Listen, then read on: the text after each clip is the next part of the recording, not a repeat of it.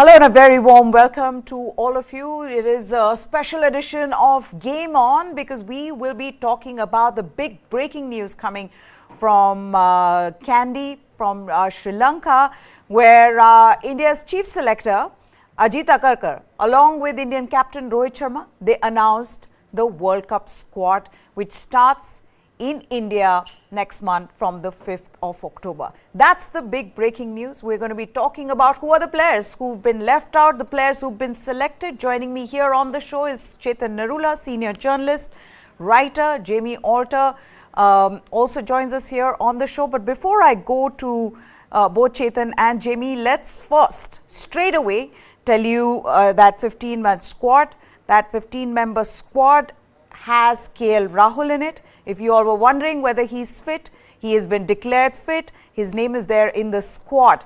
There are no surprises really for the ones who've been following this team for a while. We knew that this was going to be the squad that the selectors will go with. So no surprises along expected lines. Rohit Sharma, the captain, Shubman Gill, his opening partner, Virat Kohli, Shreyas Iyer, we've already seen he's fit and looked good in the last game before his innings was cut short quickly. There's also Ishan, Kishan in the squad. KL Rahul, like I said, he's been declared fit, so he's there. We'll also talk about what Ajit Agarkar had to say about KL Rahul's fitness. There is Hardik Pandya, who is the vice captain of the squad. Then there is Suryakumar Yadav. There was also this discussion around who should be that option, backup option in the middle order for India. Should it be Suryakumar Yadav or should they go in with someone like a Tilak Verma, a left-hander? But instead, they've gone in with Suryakumar Yadav. Again, a big question given Suryakumar Yadav hasn't done much in the ODIs. Was he the right choice? Well, the selectors and Rahul Dravid and Rohit Sharma seem to think so. Ravindra Jadeja and Akshar Patel, the two all-rounders, along with Shardul Thakur. Is that the right choice? Will India miss a specialist pacer?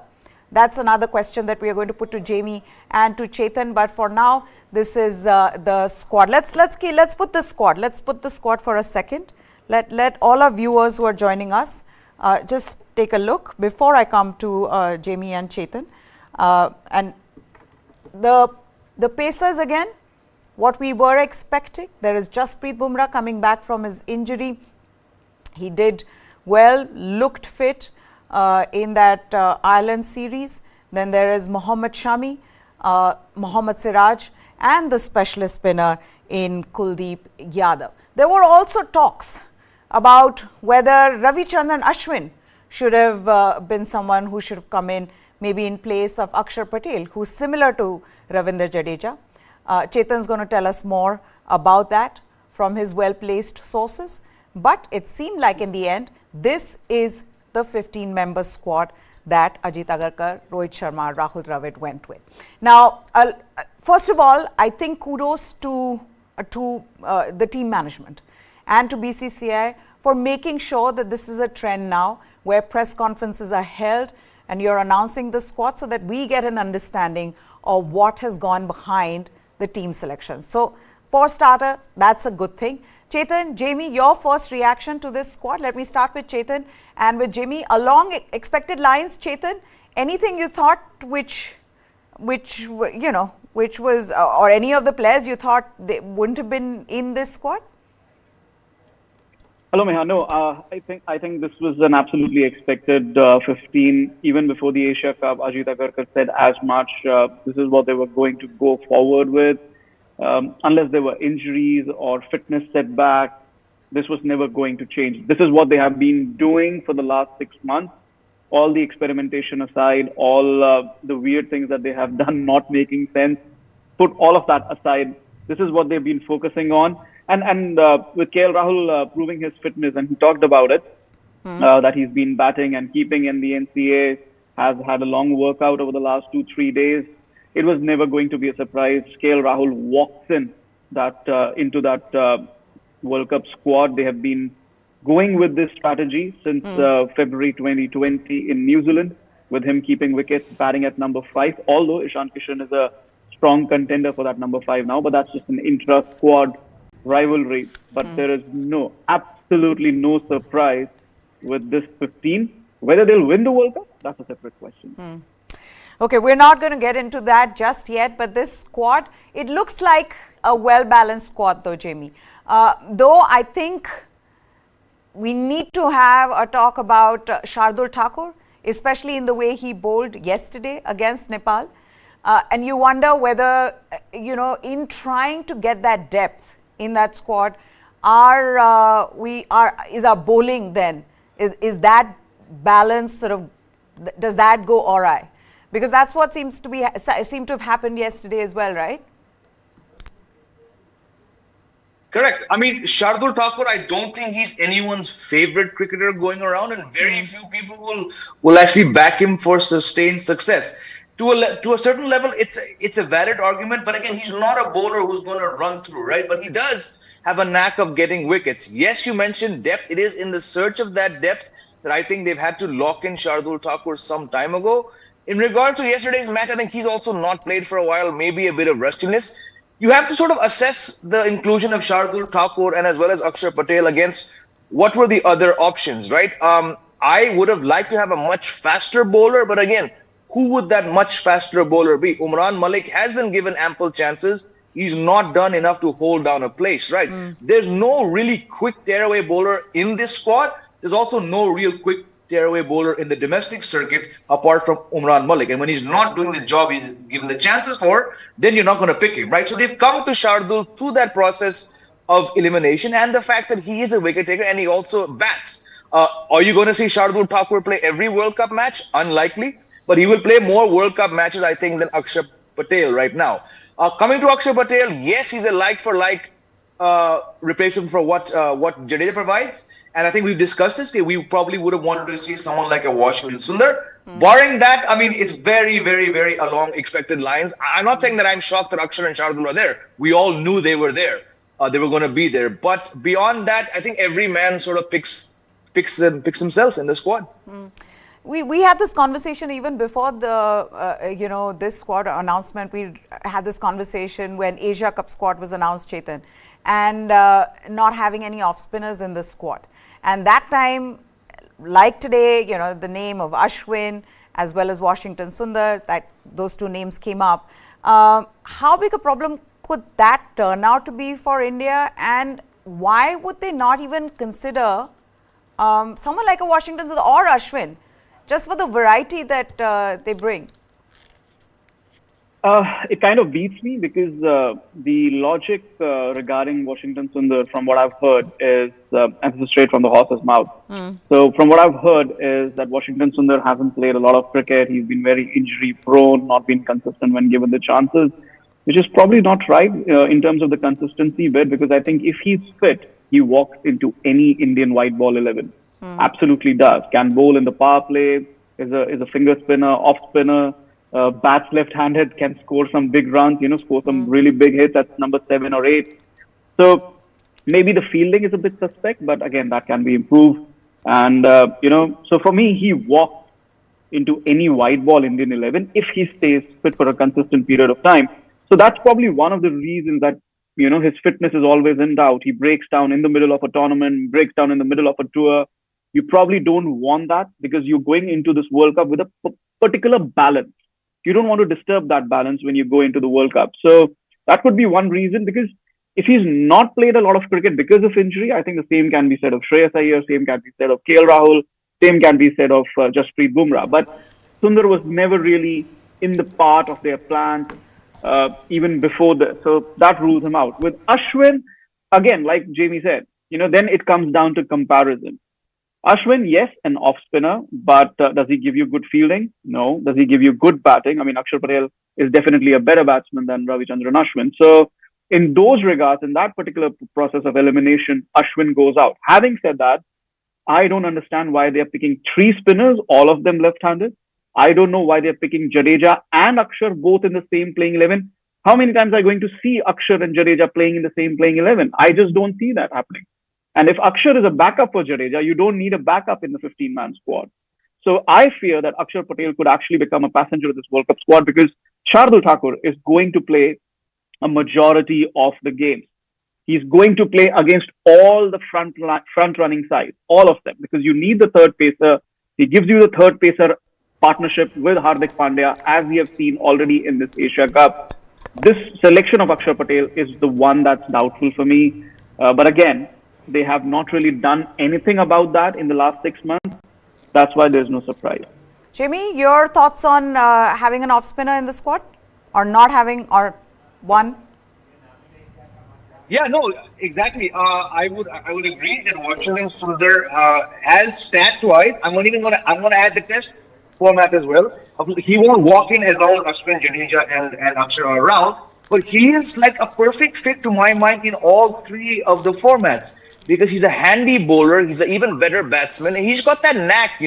But yes, like we've discussed on previous shows, he cannot, like Deepak Chahar, string four matches together without breaking down. So it's probably against that backdrop. Had he had a good IPL, had he not got injured, maybe he would have gone to the West Indies. He probably would have at least made the Asia Cup, perhaps not got a game. But it's because he's been out of the reckoning and Jadeja has been playing for so long. If you go back, and I think I mentioned this before, if you go back to that long period when Jadeja was first rested and then injured, Washington Sundar and Akshar Patel played almost, if I'm not mistaken, the same amount of games. And their stats were not too dissimilar. Both are very utility players. And I would have loved to see Washington Sundar picked ahead of Akshar Patel. But it was not going to happen the moment he started off. I think he had 6 or 7 IPL games without a wicket. And then in the match, he finally got 3 because he got injured. So from there on, you know that he was going to be a very, very small shot for the World Cup. In regards to Ashwin, again, this is not a slight on what he's done. But when a bowler goes 4 years without playing a one-day match, then gets recalled out of the blue for one series, and then has not even been picked since, not 18, 19 months ago, I'm just shocked every time that I was seeing tweets today from prominent people saying, what? No, at Ashwin Ravi in the squad. I'm like, do you people watch cricket? Again, it's not about what you do, but if you've not played the format for 19 months, are we crazy to figure that Ashwin is going to come in? So yes, if you had to pick an all-rounder, in my book, it was never in the wildest dream going to be Ashwin. It was always going to be Washington Sundar. But when you can't play 4 matches without breaking down, how do you expect to get picked? Jamie, I mean, crazier things happen in Indian cricket. Like we were just talking about how Shardul... Ashwin... Yeah. I mean... there's every possibility. Ashwin made it to the last T20. Yes. Ashwin made it to the last T20 World Cup. I mean, that was a very left field selection for me. I mean, yes, he does really well in the IPL. He's done well for Rajasthan Royals, particularly well for the Rajasthan Royals in tandem with Yuzvendra Chahal.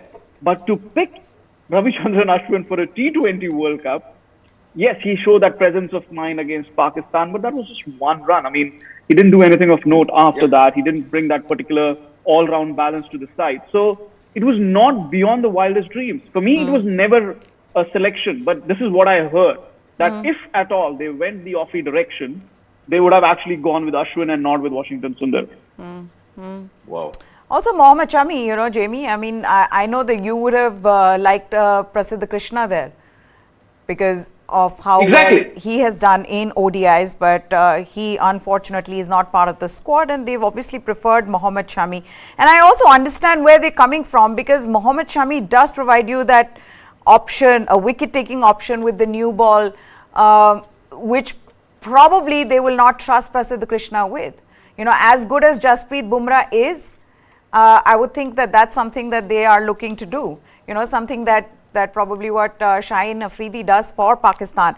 But let's also talk about KL Rahul, and this one thing which is good news for all of us, is that he's finally fit, because we've all been wondering when is he going to be fit. So he's fit now. We'll see how he does in the Asia Cup. But what that leads me to is a question of Ishan Kishan, and whether everything that he's done, will that be ignored, and will KL Rahul just walk in as soon as he reaches Sri Lanka in the next game? Chetan, what are you expecting in the next game? I don't see how you leave out Ishan Kishan at this point of time. I mean, it's a game against Pakistan. India's first Super 4 game is against Pakistan on Sunday. After that, probably they'll play one of Sri Lanka, Afghanistan, Bangladesh, whoever that is. So I don't see how you leave out Ishan Kishan for the next game. And for me, like we discussed yesterday, he has done enough already to be ahead of KL Rahul. Yes, this KL Rahul strategy has been in vogue since January, February 2020, since the India tour of New Zealand, when they started this new cycle after the 2019 ODI World Cup. But the current team management also wants a left-hander in that middle order. And Ishan Kishan ticks that box more than KL Rahul in every measure because obviously he's a left-hander. So I just don't see how. And if Ishan Kishan can continue this form till the World Cup, I don't see how KL Rahul fits into this playing 11. Jamie, do you agree with Chetan, or do you think, or at least I think we all agree with Chetan? It's just that I don't think Rahul Dravid and Rohit Sharma will do that. See, again, we discussed this at length. We understand that yes, the moment he's past fit, he will be most likely ushered in. But it's not about Ishan Kishan just doing well against Pakistan. Like we've been discussing, he got 3 consecutive 50s in a series which was India won this series against a very depleted West Indies, but it was a struggle, right? So you have to look at consistency. I think consistency has to be rewarded. Yes, I know, like Chetan says, that in early 2020, he was given that role, but he went about almost 18, 19 months without keeping wickets because Rishabh Pant became India's #1 keeper. So I'm not in agreement that KL Rahul was ever actually going to be the first choice player. Had Rishabh Pant not injured himself, Ishan Kishan would not have played any matches this year. And whatever the experiment about KL Rahul was, it would have stopped. People, I'm talking about people who tag me on Twitter and post YouTube comments, they say that KL Rahul keeping wickets in Bangladesh was because Rishabh Pant was dropped. He was not dropped, he was rested. And to my mind, Rishabh Pant was always going to be #1 keeper batsman because of what we're now attaching to Ishan Kishan. The ability to bat in the middle order, be a lefty and do things like he did. If Ishan Kishan can get 82 of 81, you can assume that someone like Rishabh Pant with all his talent may have even converted that into 130, 140. So whenever we analyze people who are playing and where they're playing, always keep in mind the backstory, right? So yes, KL Rahul probably still has VVIP status. But because to my book, he was never going to be #1 with Pant around. And now with the stand-in player, technically your #3 keeper is #1 now because he's been bloody consistent. So I'm going to stick with my gun saying that I don't think KL Rahul is going to keep wicket in the World Cup. Now, this is what Ajit Agarkar had to say about KL Rahul. When he was asked this question, whether he's fit, let's put that quote up of Ajit Agarkar. He says, he has played a couple of games over the last 2 days and kept wickets for whole 50 overs. He should be ready. He was part of the camp in Bangalore. He looked good there. He kept for 50 overs and batted for 35 overs. He's looked good and he's an important player for us. You know, the only thing that's worrying there is that he's kept for whole 50 overs. It's almost like, I don't know whether I'm reading too much into this. What do you mean by whole 50 overs? He's meant to keep for whole 50 overs, Chetan, and in every game, if he wants to be your first choice keeper. So this in itself is creating doubts in my mind. No, I mean, he's playing NCA games. He's not playing international games, right? And he's just coming back from injury. So he doesn't need to keep 50 overs in an NCA game. That game is just to make sure that he's fit, he's moving correctly. The fact that he outlines he kept for 50 overs in an NCA game shows that he's fit enough to keep 50 overs in an international game. I don't think we should read too much into that statement. Okay, the other thing that Rohit Sharma said in the press conferences about the ODI format, and let's put that quote up as well. He says it's totally different format and you play a lot of league matches and you know there is a lot of time for comeback. Last time we saw how England came back and went all the way. It gives you time to think about combination and plan accordingly. We had to beat Pakistan, South Africa to qualify for the semis in the T20 World Cup. Then he goes on to say that here, even if you don't start well, you can still come back and make the semis. 50 overs does give you that breathing space. I mean, obviously, I don't know exactly the question that was asked, but the fact that it was about coming back also surprises me. Why do you need to come back? You should be playing well enough to be making the semis instead of trying to make a comeback. But Jamie, the way they've been playing in this Asia Cup does not inspire confidence in Indian cricket fans, right? You talked about this statement win against Nepal. Now, the irony of that is that it was a statement win, but it wasn't, right? They won by 10 wickets, but you still felt like it wasn't a statement win. A statement win was what Pakistan did against Nepal. Correct. Now the scorecard, and in these times when people walk away from their TVs or their tablets or their devices during a one-day match, the scorecard will say that India smashed Nepal by 10 wickets. Rohit got a whirlwind 50. Shuman Gill got a 50. But like Chetan and I were discussing on another show when the match was just about to resume, things could have been very, very different with that DL par score, right? I'm not saying India were ever going to lose the match, but things would have been very, very different. A couple early wickets, and it looks very different. So yes, it can be termed a statement win, but definitely not in the way that I was hoping the Indian team did, because you dropped 3 catches in 5 overs. Virat Kohli dropped a sitter. Shreyas Iyer dropped a catch, which he's known to take. Ishan Kishan dropped a catch. And you let Nepal bat almost their quota of overs and get to 230. A statement win would have been dismissing them for 144 and then going and chasing 145 in 23 overs without rain having a say in the match. These are statement wins. So yes, fans of the Indian team would be thrilled that the team has gone through the second round. But I think we're the first to admit that they look like the weakest team to have made the Super 4 so far. Also bowling, I mean, it's one thing that we were talking about this, Chetan, that their batting is undercooked, and of course players coming back from injury, but what about bowling? Clearly there's a problem there. Clearly Mohammad Siraj, if he's getting hooked by Burtal, then it's a problem, right? It's a problem, especially when you're going to be playing teams like England, Australia, and there's no point giving them stares. It just doesn't work. Somebody needs to tell him that you just need to be better with your line and lengths.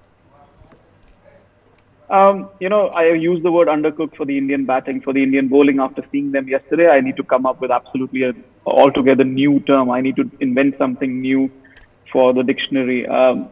Yesterday I could not believe what I was watching. Mohammad Shami comes in. It feels like he was rested for workload management. And that means that you bowl in the net, you build up your rhythm whenever you're called up.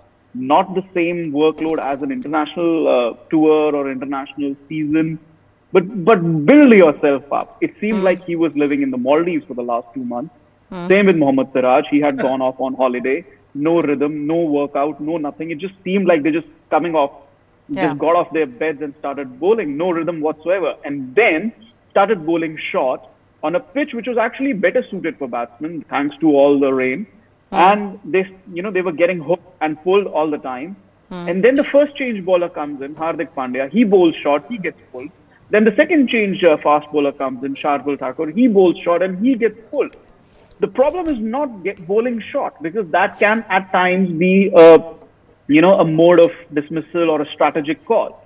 But the fact that your short bowling is getting punished and you are not changing plans even within the first 10 overs, even against Nepal, that to me was the problem. How many times did we see Rohit Sharma yelling at his bowlers, yelling at Siraj, yelling at Shardul?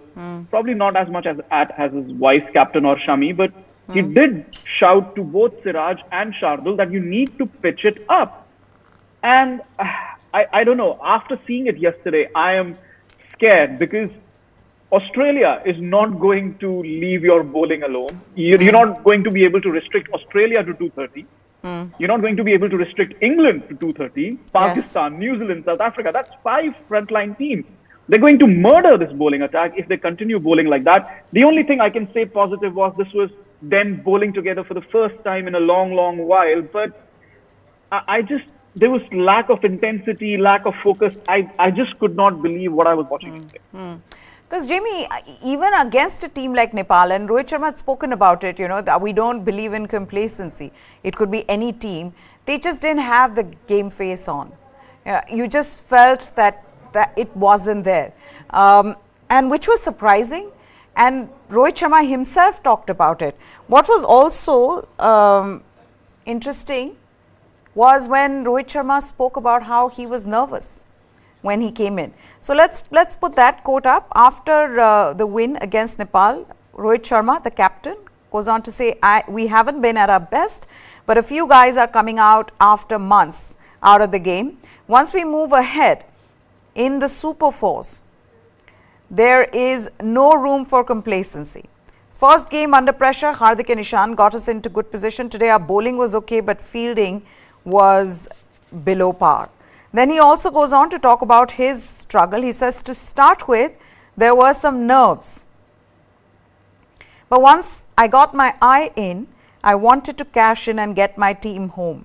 I just wanted to chip it over short fine leg. There was no intention to clear deep backward square leg, but bats these days are so good. That's on his shot. But Jamie, that is also another problem, right? Rohit Sharma looked good, Shubman Gill looked good, but they looked good against Nepal. They clearly struggled against the potent bowling lineup of Pakistan. See, again, it's a tricky one to be too harsh when the batsmen went out and did their job. You know, we've discussed the drop catches, how things would have been different. We've discussed the bowling, but you have to look at the bigger picture, right? Since Rohit Sharma got 100 against New Zealand back in, I think it was late Jan, the one-day scores, very few one-day matches, but again, the same inconsistency with which he was posed questions at a very uncomfortable press conference where he snapped back saying, "Aur maine kitne match khele COVID ke beach," right?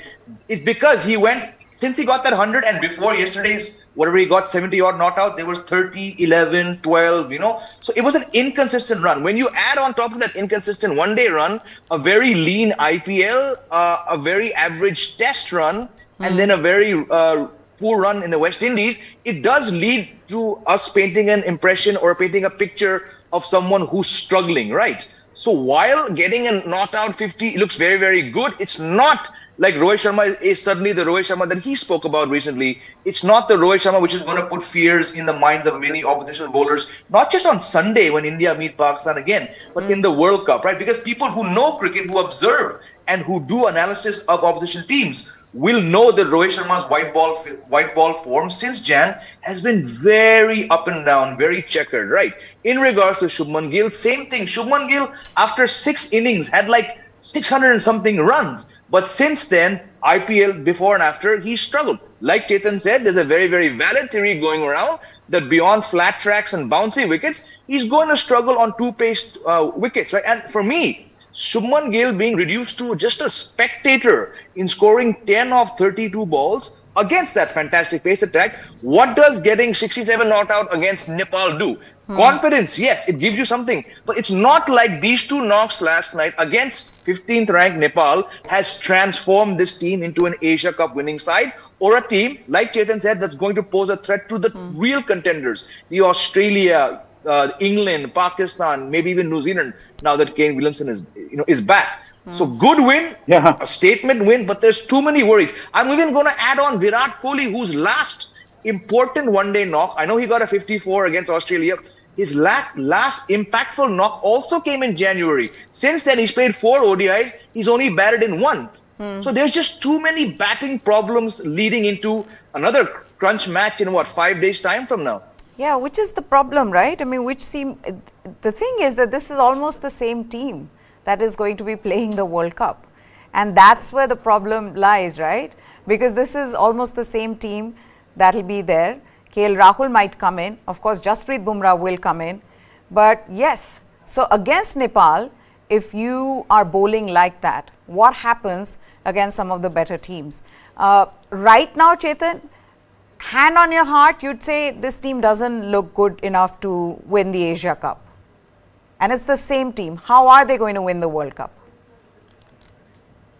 See, that's the thing for me. I mean, they might not be good enough to win the Asia Cup at present, given the current form, given the fact that the batting and the batsmen and the bowlers are looking really undercooked. And, especially against the Pakistan side, never mind the other 2 sides in the Super 4 stage. You have to beat Pakistan twice more to win the Asia Cup. That's probably not going to happen. So the only thing that makes me a little bit hopeful about the World Cup is that it's still 2 months away. We still have 3 or 4 games here in the Asia Cup, another 3 games against Australia, a couple of warm-up games. And the World Cup is a long tournament, which is where I think Rohit Sharma was right in saying that they can come back if needed. if something goes wrong. Obviously, you do not want to go into a tournament by saying that. I don't remember Evan Morgan saying that before the World Cup in England. They only said that once it became obvious that they needed to pull a rabbit out of the hat. So, but of course, we can assume that he was just answering a question. But my point is, across the next 2 months, this Indian team is good enough to build momentum, intensity, focus to probably make it to the semi-finals. I still can't get myself to say that they can win the World Cup. Okay, so for all of you who are joining us now, the big news, which is the Indian squad for the World Cup, that's been announced. Let's put that squad up. It's a 15-member squad, and along expected lines, as we've been saying, no real surprises there. There were talks about some players like Ashwin. Would they have been added? Well, the selectors decided against it. So this is along expected lines. Captain Rohit Sharma and Ajit Agarkar addressed the press conference and put out the squad and also answered our questions. So that's good news. But here we have the squad: Shubman Gill, Virat Kohli, Shreyas Iyer, Ishan, Kishan, KL Rahul. KL Rahul is fit. He's been declared fit by the NCA. He's there. I mean, this is what Ajit Agarkar had said, that he played a couple of games over the last 2 days. He also kept wickets for 50 overs, and it seemed like he is completely ready, and that's why he's in the squad. Let's again take a look at the squad and complete that for all the viewers. In bowling as well, there are no surprises there. There is Ravindra Jadeja, Akshar Patel and Shardul Thakur. There are 3 all-round options along with Hardik Pandya. There is Jasprit Bumrah, Mohammad Shami, Mohammad Siraj, and specialist spinner in Kuldeep Yadav. Again, Prasidh Krishna, I know Jamie wanted Prasidh Krishna, but he is not there. Should they have thought of maybe getting Tilak Verma in place of Suryakumar Yadav because he provides them that left-handed option, Chetan? Is that something they should look at? And also, I mean, Suryakumar Yadav at the end of the day, 10 ODIs this year, scored 127 at an average of 14, strike rate of 104. I think the Tilak Verma question ended, when the rain ended the game against Pakistan. We did not have a good batting performance against Pakistan. The only game I could really see Tilak Verma coming in to be, see some sort of an experiment was in the game against Nepal, but clearly he was not in their plans. He was only a rearguard action in case KL Rahul did not recover from his injury. They always knew that he would recover. They were always punting on that. So Tilak Verma, no, not really. Ishan, Kishan, that's the left-hander they've got. Ravindra Jadeja. He can be, shuffled up if needed. Akshar Patel, they might use him as a pinch hitter. Not the best idea, but Ishan Kishan in the middle order, that's a reliable option for them now. As concerns Suryakumar Yadav, I know Jamie is not that big a fan, but look, let's see what it comes down to really. Suryakumar Yadav. Who was he contending against? Sanju Samson. So take out the wicket-keeping angle because you already have KL Rahul and Ishan Kishan, so you don't really need a third wicket-keeper. Then it comes down to batting. Yes, Sanju Samson has the average, but I think he's stat padded in a lot of in a lot of those innings. I explained it to Jamie how he has stat padded in at least 4 out of those innings where he's finished not out. Did not do anything considerable except just stood there till the end. Now, all of this, leave all of that aside. It comes down, the last position probably comes down to the gut feeling of the captain.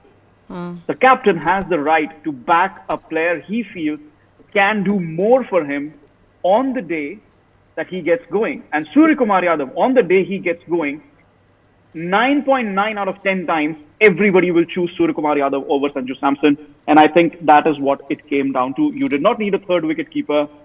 And obviously, Suryakumar Yadav to do the job, 9.9 out of 10 times, you would back Suryakumar Yadav over Sanju Samson. Yeah, there's just a small problem there that he's not able to do it in ODIs. Not yet. Are you expecting him to do it in the World Cup? Well, are you taking too big a risk?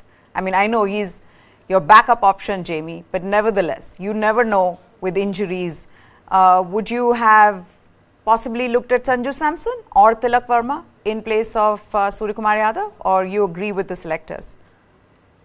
Yeah, see, again, if Sanju Samson has been put into the category of a wicketkeeper batsman, and you have Ishan Kishan, who's doing very, very well, who's standing up against Pakistan in a way that I don't think Sanju Samson could have done. Maybe, like I said, Rishabh Pant could be the only other person in that same situation who I would have seen doing something or even more. So then it actually was a shootout like Suryakumar Yadav with Suryakumar Yadav. Unfortunately, this gut feeling that Chetan is talking about, they've tried it in 26 matches, of which not one match has he clicked. So I'll say it again, in 26 matches, when you fail to give one innings of note, that to my mind is a criminal amount. Now, on top of that, you wasted him for 26 matches. He's not giving you one innings of note. And now, in a year when he's averaging 11 and he's not playing now, can you imagine any crunch match in the World Cup? And they're all going to be crunch matches. Yeah. Suddenly having to rely on a non-performer who's basically luggage in this team, who's not only struggling mentally, wondering why I'm not in the team, but his stats are so awful. So Yeah. unfortunately, because they barked up the wrong tree by backing this man, again, gut feeling is fine. I'm on the same page. You need to back that gut. But Yeah. I just feel it's a somewhat bloated, sagging, middle-aged man's gut when it comes to Suryakumar Yadav. What he's done in Ouch. T20s cannot. That time to Ouch. compare a man who I think has more shots than De Villiers, to compare him to the Suryakumar Yadav who's playing one days for 26 matches and who can't even average 24. It is the biggest blunder in this World Cup squad. I'm going to stick by that until my dying days. Okay, fair enough. So let's just move on. There's another bit of news that I wanted to bring your attention to now. World Cup winning opener and BJP Member of Parliament, Gautam Gambhir. He was in the eye of a storm on Monday after a video of him making an obscene gesture towards a group of fans went viral on social media. In the clip from, this is from the ongoing Asia Cup in Sri Lanka. Gautam Gambhir is a commentator there. The fans can be heard chanting the name of an Indian cricketer when he allegedly made the gesture. However, Gautam Gambhir, he said that those in the stands were chanting anti-India slogans. Then, after that, on the sidelines of the India-Nepal game, he was asked a question by the media saying, why did you have to do that? And he had a reply. And he said that they were chanting anti-India slogans. So, let's listen into what he had to say. देखिए, पहली बात तो ये जो social media में दिखाया जाता है उसमें कोई सच नहीं होता, क्योंकि सोशल मीडिया में लोग अपनी तरफ से जो दिखाना चाहें वो दिखाते हैं। सच्चाई है, जो भी वीडियो वायरल हुआ है उसमें सबसे बड़ी सच्चाई है कि अगर आप एंटी इंडिया स्लोगन्स लगाएंगे और अगर आप ये बोलेंगे कि हिंदुस्तान मुर्दाबाद या फिर कश्मीर के बारे में बात करेंगे, तो फिर बंदा किसी तरीके से तो रिएक्ट करेगा या फिर हंस के चला जाएगा। तो सिर्फ यही कारण था कि वहां पर 2 या 3 पाकिस्तानी लोग थे जो एंटी इंडिया चीजें बोल रहे थे, हिंदुस्तान मुर्दाबाद बोल रहे थे और कश्मीर के बारे में बोल रहे थे। तो ऑब्वियसली वो नेचुरल रिएक्शन है। मैं अपने देश के बारे में या देश के अगेंस्ट कुछ सुन नहीं सकता हूँ और इसी के कारण वो रिएक्शन था। अगर आप गालियां देंगे या देश के बारे में कुछ उल्टा बोलेंगे, अगर पर्सनली भी गालियां देंगे, तो आप क्या एक्सपेक्ट करते हैं कि हंस के चले जाऊं या कुछ ना बोल के चले जाऊं? उस तरीके का तो मैं व्यक्ति हूं भी नहीं। मैं इतना ही कहना चाहूंगा कि जब आप स्पोर्ट देखने आए, जब आप मैच देखने आए, तो आप अपनी टीम को सपोर्ट करिए, ठीक है? वहां पर कुछ पॉलिटिकल करने की जरूरत नहीं है, पॉलिटिकल रिएक्शन देने की जरूरत नहीं है, कश्मीर का मुद्दा उठाने की जरूरत नहीं है और हिंदुस्तान के या हिंदुस्तान के बारे में गलत बोलने की जरूरत नहीं है। आप अपने देश को सपोर्ट करिए। वहां पर हिंदुस्तानी क्राउड भी था, वो अपने प्लेयर्स को सपोर्ट करा था, तो इसमें क्या खराबी है? आप मैच देखने आए ना, यहाँ पर कोई पॉलिटिकल तो कुछ भी नहीं हो रहा। तो आप अच्छे आराम से प्यार से अगर सपोर्ट करते हैं अपनी टीम को, तो उसमें क्या खराबी? मुझे नहीं पता ऑनेस्टली कि किस तरीके से वो हरकत की गई है, किस तरीके से वो हरकत की गई है। जो मैं आपको बता रहा हूँ, जो हुआ है उसी के चलते मैंने वो रिएक्ट किया। और अगर आगे भी कभी ऐसा होगा, अगर आगे भी कभी ये बोला जाएगा मेरे देश के प्रति, तो फिर ऑब्वियसली इसी तरीके का रिएक्शन होगा। He says he's going to do it again if something like this happens. First of all, I don't know. I don't have clarity on which game was this. Was this the India-Nepal game or was this the India-Pakistan game? It was the India-Pakistan game because yesterday he was not wearing the white shirt. He was wearing a black T-shirt throughout the commentary stint. The white shirt was on the day of the India-Pakistan game, and you can see in the background that the ground is actually full of fans, full of crowd. there was not enough crowd yesterday at the India-Nepal game. Which is what I was wondering. To make the kind of emotion. So my Yes, next and question more is... than that, more than that, it's the white shirt and the black T-shirt. Yesterday, okay. throughout the commentary, he was wearing the black T-shirt. Yeah. But in that video, can you hear any anti-India slogans? Or could you hear Dhoni or Kohli's names? I mean, that's what everybody's suggesting now. It just depends, really. I mean, obviously, the video has been shared in a way that he's gesturing against an Indian cricketer's name, but I don't understand why he would do that, why he would need to do that. And obviously, given the huge noise, it's not possible. I mean, let's give him the benefit of the doubt. Yeah. I would want to give him the benefit of the doubt now that we know that it's from an India-Pakistan game and not the India-Nepal game. So, okay. But again, heat of the moment things, I guess. Jamie? Again, Gautam Gambhir is right in saying that in social media, not everything you see. Now, it's a very short clip. It could be a doctored clip. We have to also believe that we've seen far stranger things. But again, just given the fact that he's speaking from a position of privilege, we have to sort of take his word for it, right?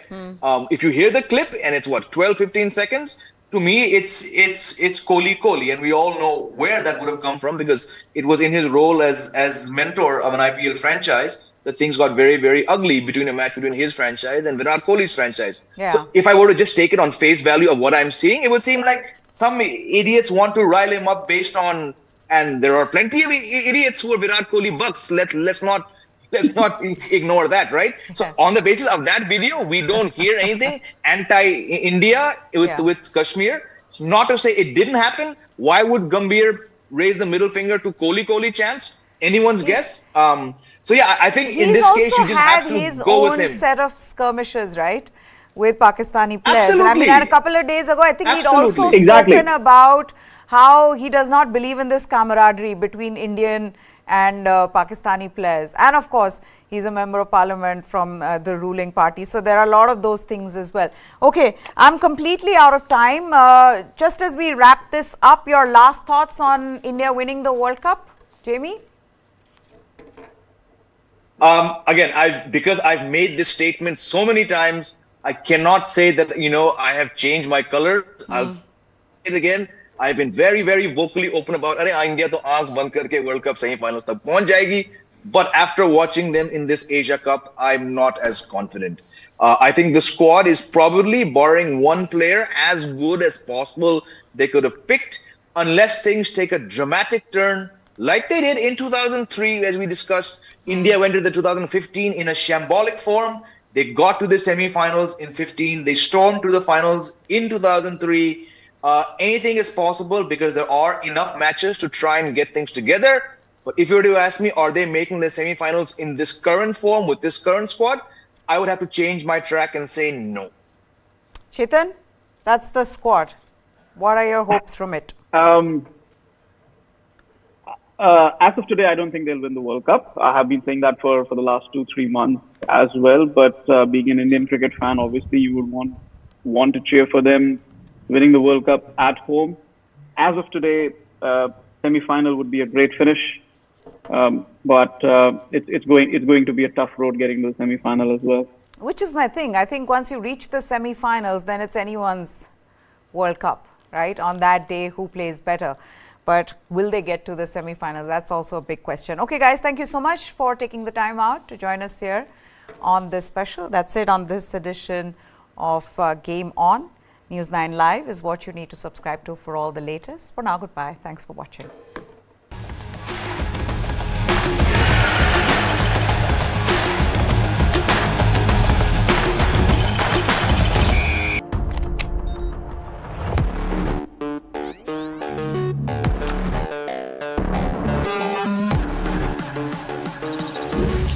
GPT. It can generate codes and human-like responses through text, write stories, and do a lot more. I work in a newsroom with anchors, researchers and scriptwriters, graphic artists, producers,